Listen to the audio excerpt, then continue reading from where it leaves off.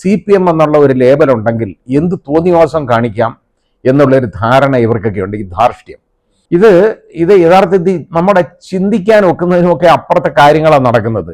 ഇതാണ് ഇന്നത്തെ രാഷ്ട്രീയം എന്ന് പറയുന്നത് മുഴുവൻ. കാപട്യം. ഇങ്ങനെയുള്ളവന്മാർ ജനങ്ങൾ വോട്ട് കൊടുത്ത് ജയിപ്പിച്ചു വിടുകയും ചെയ്യും.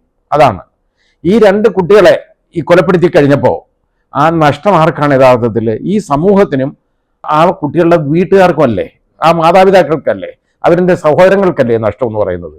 നമുക്ക് നാടിൻ്റെ യഥാർത്ഥത്തിൽ സമ്പത്തായി മാറാവുന്ന വിധത്തിലുള്ള രണ്ട് കുട്ടികൾ, രണ്ട് പേര്, അവർ നാടിന് ഒരുപാട് അവരെ കൊണ്ട് ഉപയോഗമുള്ളതാണ്. ഓരോ മനുഷ്യനെ കൊണ്ടും നമുക്ക് ഉപയോഗമുള്ളതാണ് നാട്ടിൽ, ഈ സമൂഹത്തിന്. അതില്ലാതാക്കിയ ഈ പ്രതികൾക്ക് യഥാർത്ഥത്തിൽ അവരെ ശിക്ഷിക്കേണ്ടത് അത്യന്താപേക്ഷിതമായ കാര്യമാണ്. 1 മുതൽ 8 വരെ പ്രതികളാണ് ഇതിൽ നേരിട്ട് പങ്കെടുത്ത ആളുകൾ. ബാക്കിയുള്ള ആളുകളൊക്കെ ഗൂഢാലോചനയും ഇങ്ങനെയൊക്കെയുള്ള കാര്യങ്ങളൊക്കെ തന്നെയാണ്. ഇതിൽ 6 പേരും യഥാർത്ഥത്തിൽ മാർക്സിസ്റ്റ് പാർട്ടിയുടെ നേതാക്കളാണ്. അതായത് ഏരിയ കമ്മിറ്റി അംഗം, അതുപോലെ സെക്രട്ടേറിയറ്റ് അംഗം ഉൾപ്പെടെ ബ്ലോക്ക് പഞ്ചായത്ത് പ്രസിഡന്റ് തുടങ്ങിയ ആളുകളാണ്. ഏതായാലും ആ വിധിയെ നമുക്ക് സ്വാഗതം ചെയ്യാം. മാർക്സിസ്റ്റ് പാർട്ടിയെ സംബന്ധിച്ചിടത്തോളം ഇനിയെങ്കിലും നിങ്ങളൊന്ന് കണ്ണു തുറന്ന് കാണണം.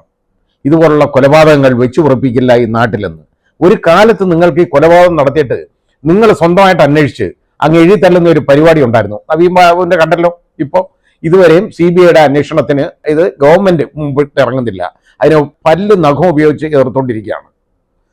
പക്ഷെ കുടുംബത്തിനോടൊപ്പമാണ് എല്ലാവരും. ഈ ആരെങ്കിലും മരിച്ചു കഴിഞ്ഞാൽ ഇവരുടെ ആളുകൾ തന്നെ കൊലപ്പെടുത്തുകയോ ഇവർ മൂലം മരണപ്പെടുകയോ ചെയ്തു കഴിഞ്ഞാൽ ഉടനെ ഇവർ ആ കുടുംബത്തിനോടൊപ്പമാണെന്ന് അങ്ങ് ഡിക്ലെയർ ചെയ്യും.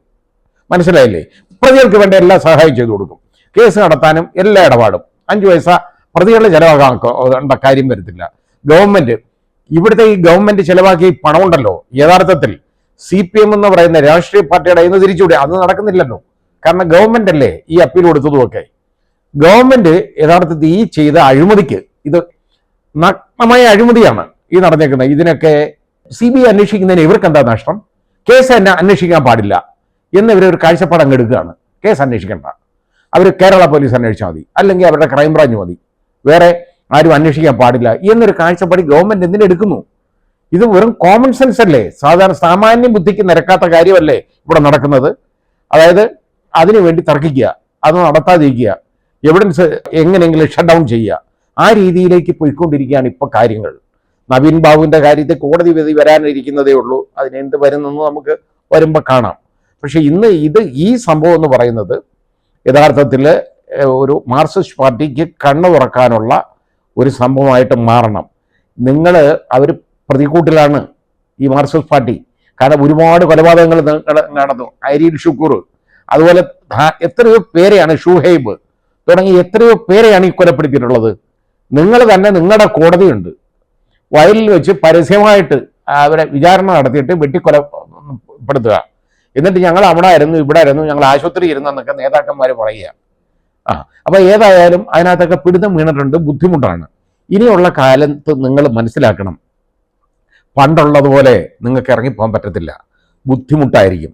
കാരണം കുറച്ചെങ്കിലും നട്ടലുള്ള ആളുകൾ നാട്ടിലുണ്ട്, അതുപോലെ ജുഡീഷ്യൽ ഓഫീസേഴ്സ് ഉണ്ട്, പിന്നെ CBI പോലുള്ള അന്വേഷണ ഏജൻസികളുണ്ട്. ഓരോ ചില കാര്യങ്ങളിലൊക്കെ നിങ്ങളോടൊപ്പം ഒക്കെ അവർ നിൽക്കുമെങ്കിലും ഇങ്ങനെയുള്ള കാര്യത്തിൽ, ഈ കൊലക്കേസിൻ്റെ കാര്യത്തിലൊന്നും അങ്ങനെ അധികം അങ്ങ് വിട്ട് അവർ പെരുമാറത്തില്ല. അതിനകത്ത് ആർജവമുള്ള ഉദ്യോഗസ്ഥർ കുറേ ഉണ്ടെന്നൊന്ന് തിരിച്ചറിയണം. ഇനി ആയാലും ഈ കേരളത്തെ പോലീസിനെ കൊണ്ട് ഇവിടുത്തെ വന്ന് ഒരു കൊലക്കേസും അന്വേഷിപ്പിക്കാൻ വയ്യാത്ത ഒരു രീതിയിലേക്ക് ഇപ്പം നീങ്ങിക്കൊണ്ടിരിക്കുകയാണ് സാഹചര്യങ്ങൾ. അതായത് രാഷ്ട്രീയ ബന്ധമുള്ള ഒരു കൊലക്കേസും ഈ കേരള പോലീസ് അന്വേഷിക്കാൻ പറ്റാത്ത ഒരു വിധത്തിലേക്ക് അത്രത്തോളം നാണം കെട്ടിരിക്കുന്നു കേരള പോലീസ്. അതാദ്യം തിരിച്ച് അറിയണം, മനസ്സിലാക്കണം. ഇതാ വേണ്ടത്. ഗവൺമെന്റ് ഏതായാലും ഇത് പ്രതിക്കൂട്ടിലാണ്. കാരണം ഇത്രത്തോളം പണം, ജനങ്ങളുടെ പണം, പൊതു ഖജനാവിൽ നിന്ന് എടുത്ത് ചെലവാക്കിയേക്കുന്ന പണം, അതിന് നിങ്ങൾ സമാധാനം പറയണം.